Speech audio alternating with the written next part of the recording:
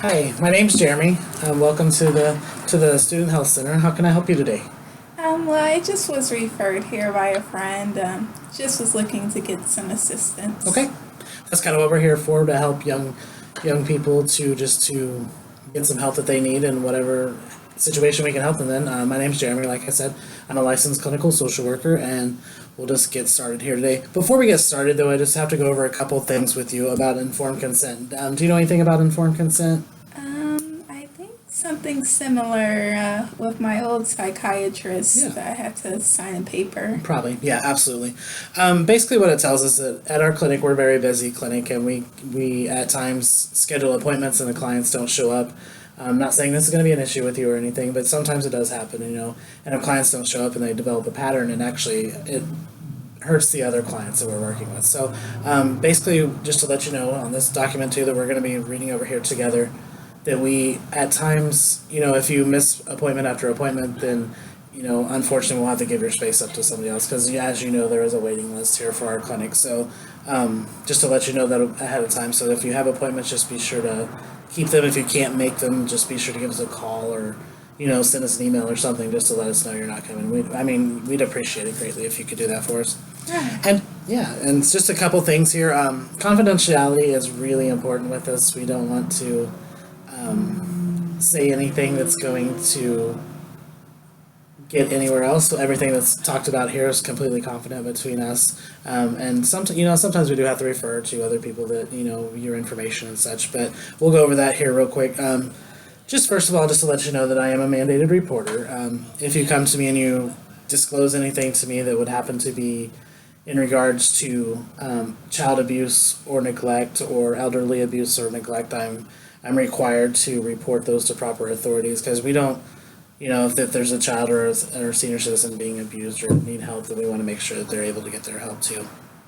And if you disclose anything to me that you're going to cause any kind of physical harm or to yourself or thoughts of any kind of physical harm to yourself, then we're required to get you the help that possibly we can't help you, but refer you on to someone that can seriously help you with your situation.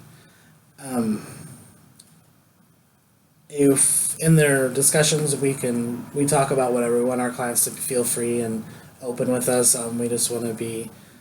We want to develop a rapport that makes us feel comfortable with each other, discussing the situations that's going on in your life, and just see what we need to do to help you get on to the next step in your life to make you be a more successful person. So if you do talk about any kind of crime or anything that you've completed or committed, we won't disclose that to any kind of authorities or anything. But if you do happen to commit a crime in this building, it's for the safety of ourselves and yourselves and the other clients that we are required to call the police and let them know that what you've done here in the office. At times, we will have to send your information to, like we talked about, I said a minute ago, to another provider. Say if we refer you to a different provider that can provide a professional service that we don't offer, just to let you know that we do send your personal information to them so that they can be aware of before you get there. And that's only with your consent. And if we do send it, we will let you know that we're going to send that too, so you're not blindsided about that. And also, just to let you know, we do send stuff via email or fax to people. We definitely try to make it as confidential as possible. We put a disclosure on there to, for the intended purpose only of who it's addressed to. But you know how things are. Fax machines can be iffy at times. They're great to have, but they can also sometimes leak information, unfortunately. So, but that's basically it. Basically, we have to make sure that we keep our appointments on time, and that we are just completely open and honest with each other, and just we're not going to share any confidential information unless we legally have to. And that's basically it. And if you agree to that, if you could just sign this paper for me right there, and Alrighty. awesome, thank you. So, what brings you into our clinic today? I just was referred by a friend. I just been having a lot of time just coping with a lot of things, more importantly, relationships. My sister is engaged now, and little brother has a girlfriend, and my other little sister is in a relationship, and I'm just, I'm 25-year-old and never even had a boyfriend, so I just always had a wall up. I'm scared to let someone in to hurt me. So it sounds like to me like in a way that you're feeling like your family members are moving on with their lives, but there's something that's kind of holding you back and keeping you from moving forward into a relationship for yourself in the future. Yeah, most definitely. Do you think of anything that might be causing you to have these walls being built in your life? Probably my dad. Your dad. Yeah. Okay. Are you close to your dad or? He's trying to rebuild our relationship, but I'm not too open to it. Okay. Are your parents still together? No, they're Not. not. They're divorced. Okay. Do you live with your mother? Well, when I go back home, yeah, I live with That's your her. primary home. Where are you at right now? Are you in college or are you? Just a dorm residence hall here. Okay. Okay. And what college do you go to? I go here Do you? to school. Okay. Yeah. Great. Okay. So what you think that there's things in your life that has caused division between your father and your relationship that's kind of made you be separated from men maybe and developing trust in relationships with them? Yeah, definitely. When we were little, my dad actually walked out on us, Right. so Okay. I was the one who, filled that role for him because my mom had to work 2 jobs to take Right. care of us, and Right. So it feels like there's a lot of animosity built up inside you that, towards your father, and you having to step up and take that role as a leader in your home. Um,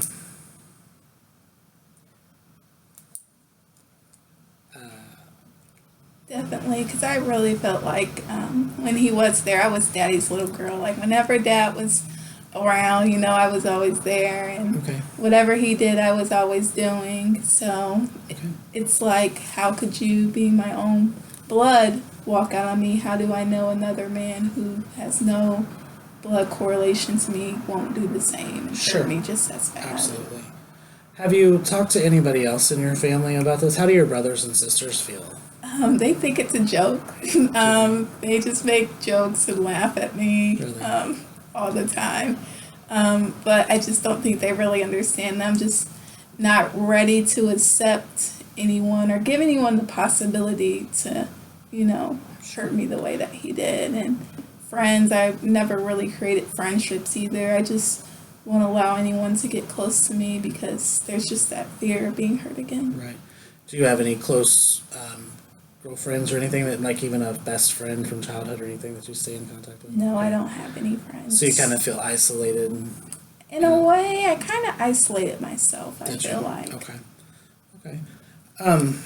So are your siblings older or younger than you? They're all younger. They're all Okay. the younger siblings. I'm the Okay. oldest one. And okay, that's right, because you took care of your family. So in the clinic, I think we have some opportunities that we could definitely evolve into do maybe look into some family counseling to see if we can figure out root cause issues of, of the separation between you and your father. It's definitely a hard situation. Would you be interested in meeting with somebody that specializes in family counseling that can maybe help you come to terms with what has happened and what you need to do that can move forward into your life so that you can grow into a successful person and potentially have a relationship and a family of your own one day? Yeah, that's the overall goal. I mean, I'm getting up there, so I eventually have to settle down someday, and I want a family and kids. It's just the whole fear of, being let down. Yeah, absolutely. So it definitely sounds like that you have some family relationships with that you would like to work on. Do your siblings and you get along good? Yeah, we're really close. Those are like my friends. Like people ask me, do I have friends? And I consider my siblings to be my friend. Okay, great. So do you think any of your siblings would be willing to come to maybe a future session to discuss kind of what happened as a childhood, what they remember and what you remember as far as the time when your father left? Yeah, I have a younger sister named Ashley. She's the one who actually referred me here. So Okay, great. she would probably be interested. Okay, great. Yeah, I really think that we can definitely do some things here to help you out, get you some help dealing with your family issues and to help you, just to build in the confidence and relationships with people in your life again. if you would be interested in doing that. Would you be interested in something like that? Yeah, because I feel like just, being isolated and being alone, it also has led to my depression. As I mentioned earlier, I have a psychiatrist. So Okay, right. I receive some, medical assistance through him, but I just feel like that's not enough, and I just really need to close this gap that's been there for so long. Yeah. Well, it looks like that we are at a good spot, so where we're kind of getting started into understanding what we can do to help you. And so, if you don't mind, we'll just go ahead and set up another appointment for you to come in possibly next week and see if we can sit down with you and see what we can do to get you on the right path to the help that we can offer you. Okay? All right. Well, All right. thank you. Thank you.